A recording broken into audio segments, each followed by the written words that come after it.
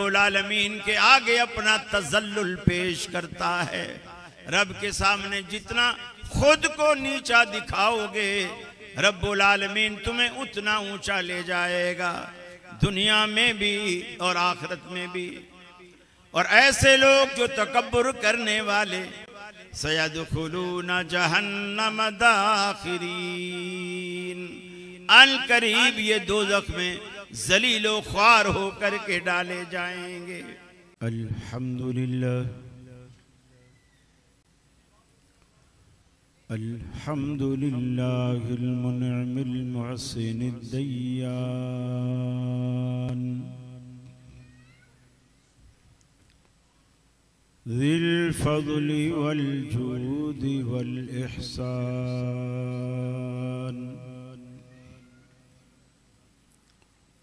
ज़िल करमि वल मग़फ़िरति वल इम्तिनान वस्सलातु वस्सलामु अला सय्यिदिल अंबियाइ खैरिल अनाम व अला आलिहि व अस्हाबिहि व अज़वाजिहिल इज़ाम व आमनू बिमा नुज़्ज़िला। या इलाही, जब तक के मेरे जिस्म में जा रहे, तुझ पे सदक़े तेरे महबूब पे कुर्बान रहे। मैं रहूं या न रहूं, पर दिल की है ये दुआ, दीन अहमद और इज्जत कुरान रहे। वाजिबुल एहतराम उलमाए किराम, सदर मजलिस और मेरे अहले तौहीद मुस्लिम भाइयों, मेरी मुस्लिम माओं बहनों बेटियों, आज हम सीरतुन नबी सल्लल्लाहु अलैहि वसल्लम के उन्वान से यहाँ जमा है। अल्लाह से दुआ है, अल्लाह मुझे हक कहने की, फिर हम सबको हक समझने और उस पे अमल की तौफीक अता फरमाए।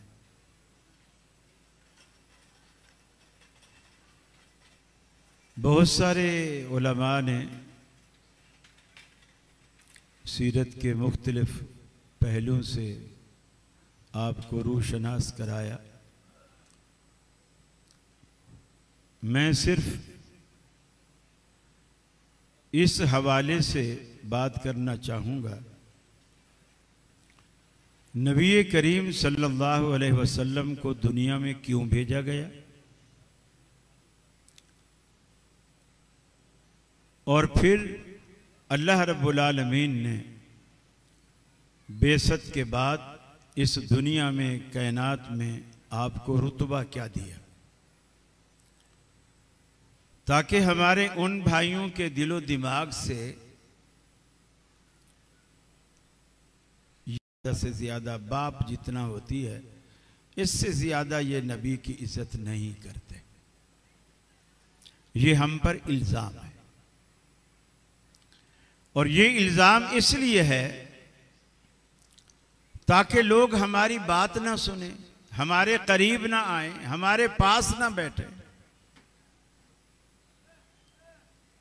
किसी ने कहा ना कि औरों से सुना तुमने, औरों से कहा तुमने, कुछ हमसे सुना होता, कुछ हमसे कहा होता, फिर पता चलता है आदमी का। करीब तो आए ना।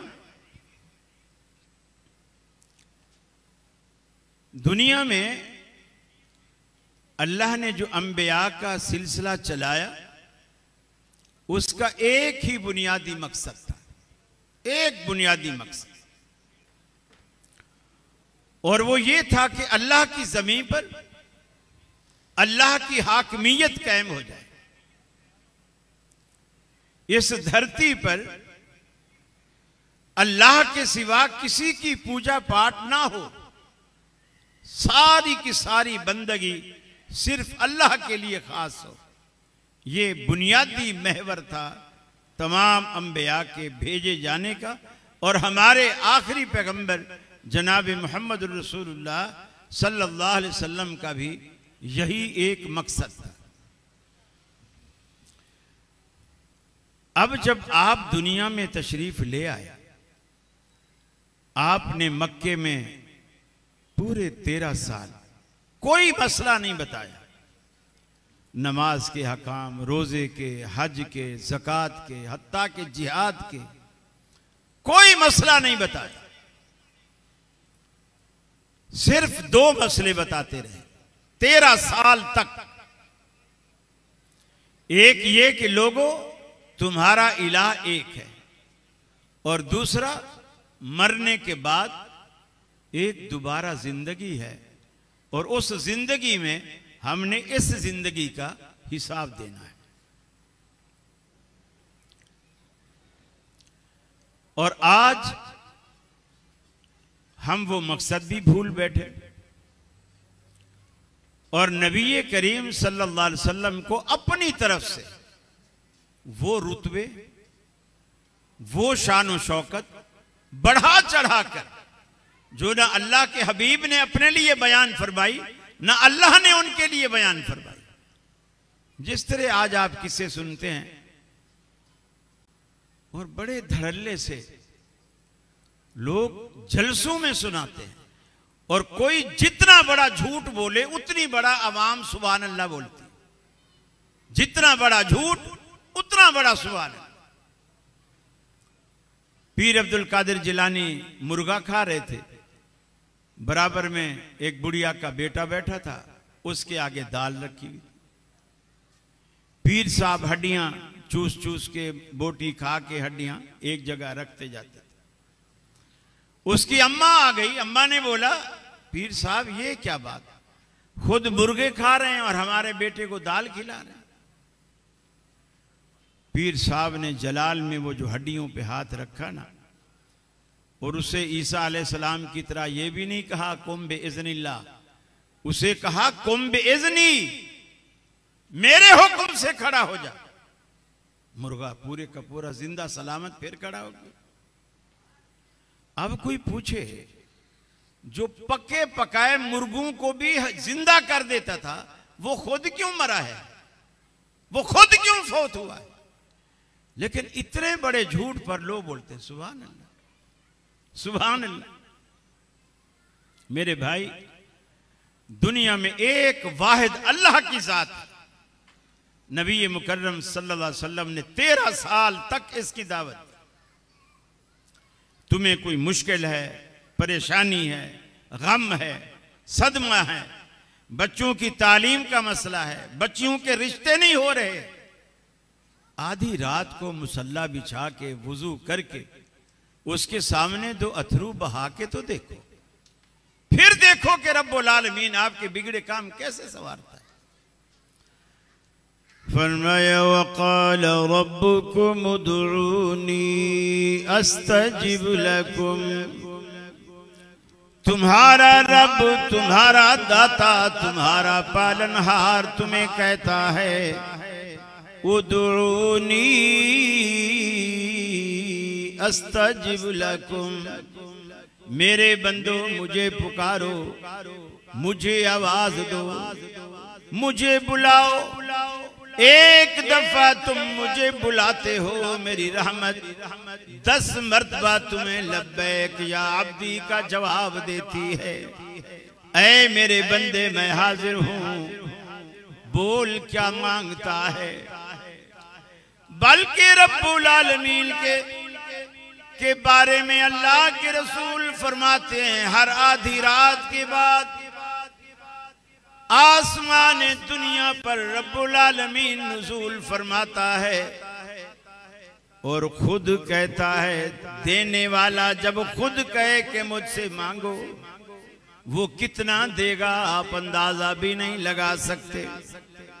हर आधी रात के बाद आसमान दुनिया पर नुज़ूल फरमा कर रब्बुल आलमीन कहता है, हल मिन मुस्तगफिर, अरे कोई है जो तुम में गुनाहों की दलदल में उतर गया हो, गुनाहों की दलदल में फंस गया हो। कोई है जो मुझे पुकारे, मैं उसके गुनाहों को बख्शने के लिए आज तुला हुआ हूं। है कोई बीमार जो मुझसे शिफा तलब करे, मैं उसे शिफा देने पर तुला हुआ हूं। है कोई बेरोजगार जो मुझसे रोजगार मांगे, मैं उसको रोजगार देने पर तुला हुआ हूं। लेकिन आधी रात के बाद वो हमारा वक्त नींद का होता है, सारी रात जागेंगे। जो मांगने का वक्त आएगा, नींद का गलबा आएगा, शैतान भी थपकियां देगा, पांव दबाएगा, मुट्ठियां भरेगा, हम पे नशा तारी होगा, हम सो जाएंगे, मांगने से महरूम हो जाएंगे। एक ही दर है, क़ाल रब्बुकुम उदऊनी अस्तजिब लकुम इन्नल्लज़ीना यस्तकबिरूना अन इबादती सयदखुलूना जहन्नम दाखिरीन। फरमाया जो लोग हमें पुकारने से हमारे आगे आखिरत में भी ऊंचा ले जाने वाला है, जो रब्बुल आलमीन के आगे अपना तज़ल्लुल पेश करता है, रब के सामने जितना खुद को नीचा दिखाओगे, रब्बुल आलमीन तुम्हें उतना ऊंचा ले जाएगा, दुनिया में भी और आखिरत में भी। और ऐसे लोग जो तकब्बुर करने वाले, सयदखुलूना जहन्नम दाखिरीन, अल करीब ये दोज़ख में जलीलो ख्वार होकर के डाले जाएंगे। फिर आपने दूसरी दावत मक्के के अंदर दी, सुम्मा इन्नकुम बअदा ज़ालिका लमय्यितून, इसके बाद जो तुम दुनिया की जिंदगी गुजार रहे हो, इसके बाद तुम फौत हो जाओगे। फ़अहयाकुम, उसने तुम्हें जिंदगी अता की, सुम्मा युमीतुकुम, फिर यहाँ से तुम्हें मारेगा, सुम्मा युहयीकुम, फिर तुम्हें जिलाएगा, सुम्मा इलैहि तुरजऊन, उस जिंदगी के बाद तुम रब्बुल आलमीन की अदालत में पेश होवोगे। दूसरा तसव्वुर अल्लाह के रसूल ने यही दिया, हत्ता कि अबू सुफियान आपके सामने कब्रिस्तान से बोसीदा हड्डी लेकर के आए, आपके सामने उंगलियों से मसलने लगा, उंगलियों से मसलने लगा। आपसे सवाल किया, ऐ अल्लाह के रसूल, ये बताइए, आप जो लोगों से कहते हो मरने के बाद जिंदगी है, मुझे बताओ, मैं युहयिल इज़ाम वहिय रमीम, इस हड्डी को कौन जिंदा करेगा जो बिल्कुल रेजा रेजा राख बन चुकी है या रेत और खाक में तब्दील हो चुकी है, जिंदा किया था। अरे पहली मरतबा तो तेरा नाम भी नहीं था, तेरा वजूद भी नहीं था, तेरी हड्डियों की खाक भी नहीं थी, उसने पहली मरतबा तुम्हें बनाया, दोबारा बनाना उसके लिए क्या मुश्किल है। इस तसव्वुर के बाद जब आप मदीना पहुंच गए, जब आप मदीना पहुंचे, मदीना में पहुंचने के बाद आपने अपनी दूसरी जिंदगी के सफर का आपने आगाज फरमाया। अब सारे अहकामात नाज़िल, कोई फिका नहीं उतारी, चारों अइम्मा की फिका रब्बुल आलमीन ने नाज़िल नहीं की, लोगों ने खुद बनाई। व आमनू बिमा नुज़्ज़िला अला रसूल, फिर तुम्हारे होते हुए हमारा आखिरी ताजदार अगर आ जाए, मुसद्दिकुल लिमा, और सिर्फ यही नहीं बल्कि रसूल अकरम सल्लल्लाहु अलैहि वसल्लम के इस्लाम को पसंद किया है। कुछ भी करते रहो, कितने खूबसूरत अमल करते रहो। अगर तुम्हारा अमल नबी मुकर्रम के अमल के मुताबिक नहीं, अल्लाह रब्बुल आलमीन देखेगा भी नहीं, वजन भी नहीं करेगा। कुरान कहता है ला नुकीमु लहुम यौमल क़ियामत वज़ना, ऐसे बदबख्त भी आएंगे क़ियामत वाले दिन, हम उनके नामे अमाल को तोलेंगे भी नहीं, तोलेंगे भी नहीं। अपने तई वो ये गुमान करते रहे अन्नहुम युहसिनून सुन्ना, कि वो जो कुछ कर रहे हैं अच्छा कर रहे हैं, लेकिन अल्लाह रब्बुल आलमीन कहता है ये महज इनका गुमान है। वहुम यासबूना अन्नहुम युहसिनून सुन्ना उलाइकल्लज़ीना कफरू, ये वो लोग हैं जिन्होंने अल्लाह की आयात के इतनी हसीनो जमील, इसको आप यूं समझिए आज आपके पास स्टेट बैंक का जारी करदा एक नोट, फर्ज कर लिए 5000 का नोट, वैसे ये भी अच्छा है, ये भी खूबसूरत है, कोई दे तो अच्छा लगता है, लेकिन अगर कोई बंदा अपने परस पे इससे भी ज्यादा कलरफुल, इससे भी ज्यादा खूबसूरत और साइज में भी इससे 1 इंच बड़ा अगर बनाए, मुझे बताइए उसकी कोई वैल्यू है? मुझे बताइए, कम से कम सर तो हिलाएं, मैं देख तो सकूं, हाँ माशाल्लाह, कि पता चले बंदे जाग रहे हैं कि सो रहे हैं। एक तो पंखा भी नहीं चलाया, कब से मैं कह रहा हूं कि पंखा लगाओ, पंखा लगाओ। हम वास्कोट वाले सारे अंदर भीग जाते हैं, ऊपर से वास्कोट सूखी लगती है, लोग समझते हैं ठीक बैठा है। बहरहाल अब वो इतना बड़ा हो आप उसे नहीं पसंद करते, क्यों कि जो हुकूमत पाकिस्तान ने, स्टेट बैंक ने मंजूर किया है और उसकी स्टैंप से जारी हुआ है वो ये नहीं है, तो आप उसे कहते हैं ये जाली नोट है। मेरे भाइयों, दीन में भी अगर उस सिक्के के अलावा जो सिक्का मोहम्मद रसूलुल्लाह सल्लल्लाहु अलैहि वसल्लम ने चलाया है उससे कितना ज्यादा खूबसूरत बनाकर ले आए, अल्लाह कहता है ये जाली सिक्का है, अल्लाह की नजर में उसकी कोई कीमत नहीं है, वो खोटा सिक्का है। और तमाम अहले हदीस का ये अकीदा है, जिस तरह आपकी बात के लिहाज से दुनिया का कोई शख्स आपकी बात का मुकाबला नहीं कर सकता, आपकी बात सबसे ऊंची है, इसी तरह रसूल अकरम सल्लल्लाहु अलैहि वसल्लम जात के एतबार से भी सारी दुनिया से अरफा व आला, आपकी जात का भी कोई मुकाबला नहीं कर सकता, आप हर लिहाज से ऊंचे हैं। एक पलड़े में आप मोहम्मद रसूलुल्लाह सल्लल्लाहु अलैहि वसल्लम को रख दें और दूसरे पलड़े में आप पूरी कायनात को रख दें, ये अहले हदीस का अकीदा है। आमना के लाल का पलड़ा पूरी कायनात से भारी रहेगा, उसका कोई मुकाबला कर ही नहीं सकता। हमारे बड़े भाई या हमारे वालिदैन उसकी क्या हैसियत रखते हैं, आपका कोई मुकाबला कर ही नहीं सकता, ये हमारा अकीदा है। आप देखें सहाबा किराम को देखें, बल्कि इस साल जी टीवी पर जो टीवी प्रोग्राम था उसमें मैंने मुफ्ती अहमद यार खान नईमी, जिन्होंने आला हजरत की तर्जमे का हाशिया भी चढ़ाया है, फवायद लिखे हैं, उनकी एक किताब है जा अल हक, वो मैं ले गया था किताब और वही पढ़ के सुनाई मैंने कि इसमें इन्होंने खास लिखा है कि हनफी, शाफी, मालकी, हम्बली ये चारों सिलसिले बिदत है। फिर आगे लिखा चिश्ती, कादरी, सोहरवर्दी, नक्शबंदी, ये सारे तरीकत के चारों सिलसिले बिदत है।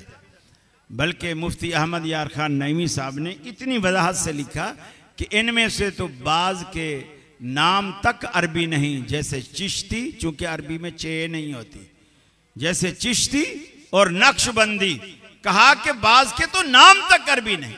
तुम्हारे बड़े मानते हैं कि ये चीजें बिदत है, अगर हमारी नहीं मानते तो अपने बड़ों की तो मानो ना। हम कहते हैं जो दीन अल्लाह के नबी सल्लल्लाहु अलैहि वसल्लम की जिंदगी में मुकम्मल हुआ, आपके दारे फानी से रुखसत होने के अगर एक दिन बाद भी किसी ने इजाद किया है, हम धड़ल्ले से कहते हैं हम उसे दीन नहीं मानते। जाओ जो मुकदमा चलाना है चलाओ। आमना के लाल के बाद 1 घंटे बाद भी अगर कोई मसला, कोई दीन, कोई चीज लोगों ने घर के मुआशरे में पेश की है, वो दीन नहीं है। चे जाए कि हम 1400 साल बाद आने वालों के क्या लोगों के अकीदे हैं। हमने तो इतना बड़ा पीर पकड़ा हुआ है, क़यामत वाले दिन अल्लाह ताला के जो अर्श के पाए हैं वो एक पाया पकड़ के पीर साहब खड़े होंगे। हम जाएंगे, जब हिसाब किताब के लिए अल्लाह बुलाएगा, पीर साहब हमें पहचान लेंगे, अल्लाह को बोलेंगे अल्लाह मेरा मुरीद है जाने दे इसको। अल्लाह बोलेगा चलो डबल है जाने दो। ये अल्लाह ताला को ऐसा समझा हुआ है जैसे कोई हीर रांझा होता है, कि रांझा तो हीर से दबता था, अल्लाह किसी से नहीं दबता। इन्ना बदशा रब्बिका लशदीद। तेरे पीर हूं, फकीर हूं, कोई भी हूं, अल्लाह के आगे थर थर कांपते। हत्ता के हदीस में आता है क़यामत वाले दिन अल्लाह ताला के सामने कोई बंदा अपनी जगह से हिल ना सकेगा जब तक 5 बातों का जवाब न दे दे। हमने तुम्हें जिंदगी दी, इसे कहां खपाया? हमने तुझे जवानी दी, इस शबाब को कहां क्या मसरफ रहा? हमने तुझे दौलत दी, कहां खर्च की? हमने तुझे सेहत दी, इस सेहत से तूने क्या फायदा उठाया? सारी जिंदगी वो कोई पैगंबर अपनी जगह से हिल नहीं सकेगा जब तक इन बातों का जवाब न देते। आप ये समझते हैं पीर साहब पाया पकड़ के खड़े होंगे और हम जैसे जाएंगे और पीर साहब कहेंगे मेरा मुरीद है और इसे जाने दो? गोया अल्लाह के रसूल अपनी लख्त जिगर फातिमा से कहते हैं सलीनी मा शेत मिन माली ला उगनी अन्के मिन अल्लाह शैया। ऐ फातिमा अमल करना, मैं आखिरत में तेरे किसी काम नहीं आऊंगा। तो तेरा पीर किस खेत की मूली है? जब अल्लाह का हबीब अपनी लख्त जिगर से कहे अमल करना, मुझसे रिश्तेदारी तुझे कोई फायदा नहीं देगी।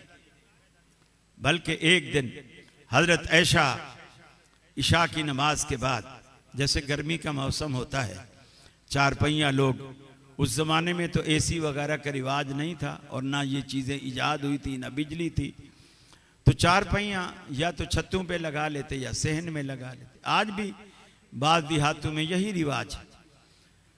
तो हजरत ऐशा 4 पही बाहर सहन में डाल के बैठी और बड़ी एक सोच में मुस्तगरक।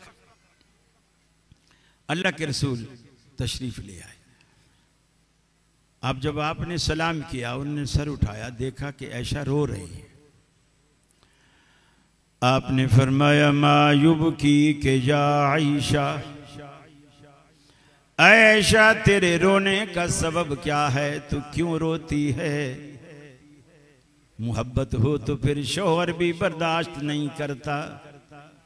मोहब्बत वाली बेगम को फिर रोता हुआ नहीं देख सकता।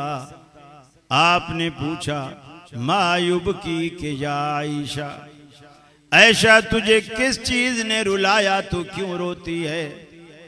अर्ज की अल्लाह के रसूल ज़करतु नारा फबकै, क़यामत वाले दिन आप हमें याद करेंगे कि नहीं करेंगे? अम्मा ऐशा के दिल में सवाल आया, आखिरत वाले दिन आप हमें याद करेंगे कि नहीं करेंगे?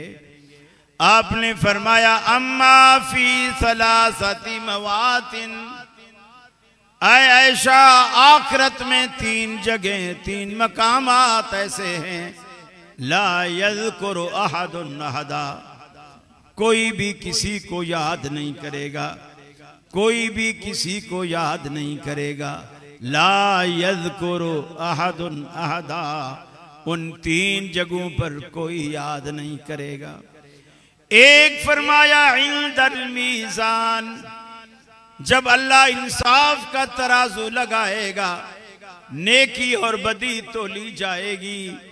फ़अम्मा मन सक़ुलत मवाज़ीनुहु फ़हुव फ़ी ईशतिर रादिया व अम्मा मन ख़फ़्फ़त मवाज़ीनुहु फ़उम्मुहु हाविया।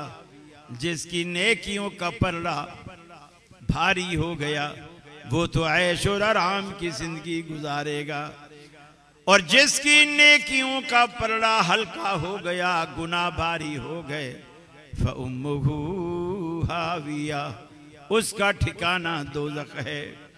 फिर आपने फरमाया दूसरा मकाम इंदस सिरात, पुल सिरात से जो गुजरने का टाइम होगा, नफ्सो नफ्सी का आलम होगा, कोई किसी को याद नहीं करेगा, हर किसी को अपनी फिक्र पड़ी होगी, न जाने आज मेरा क्या बनेगा। इस डर की वजह से कोई किसी के काम नहीं आएगा। तीसरा फरमाया जब अल्लाह रब्बुल आलमीन नामा अमाल लोगों के हाथ में देने का वक्त आएगा, किसी को दाएं हाथ में, किसी को बाएं हाथ में, ये तीसरा मकाम भी नफ्सो नफ्सी का आलम होगा। हर बंदा इस तजस्सुस में और खौफ में मुब्तला होगा। ना मालूम आज मुझे नामा माल दाएं हाथ में मिलता है या बाएं हाथ में मिलता है। ऐशा इन तीन जगहों पर मैं मोहम्मद सल्लल्लाहु अलैहि वसल्लम भी अपने अहले खाना को भूल जाऊंगा। अरे तेरे पीर फकीर क्या हैसियत रखते हैं, आमना के लाल के आगे क्या हैसियत रखते हैं। वो एक पंजाबी ने किसी ने कहा ना कि साडा पीर मुहम्मद जेड़ा आमना दलाल वे, तेरा भी कोई है ते ऐसा मैनू भी वखाल वे। सारी दुनिया के पीर भी इकट्ठे कर लो, यकीन मानो आमना के लाल का मुकाबला नहीं कर सकते। ये अहले हदीस का इमाम, अहले हदीस का ईमान है। और तुम्हारा ईमान क्या है?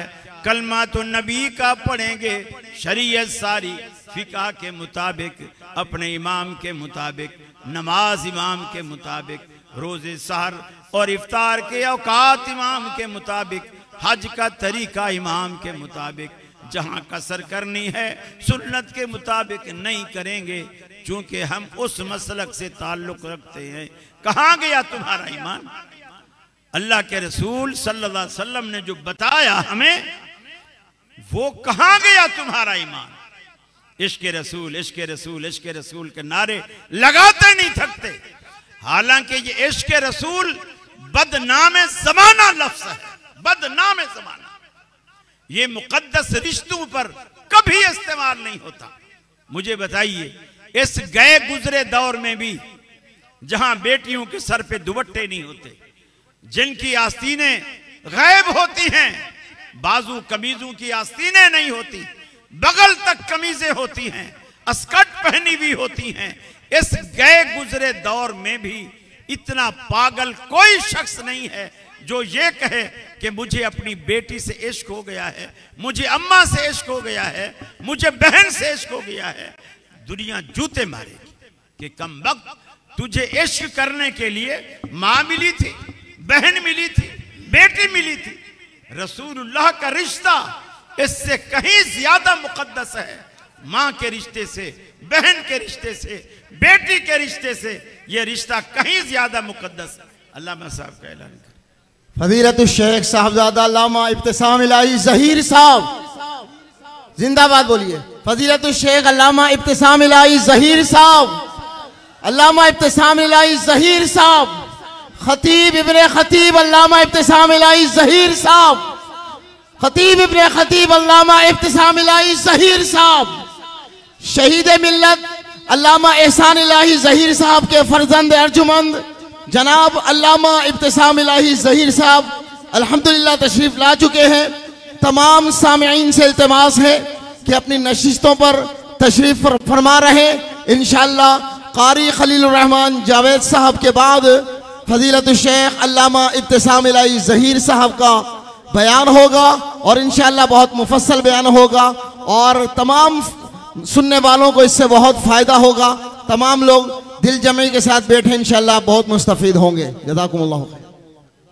मेरे बाद जो ऐलान हुआ वो मेरा बाद आ गया है।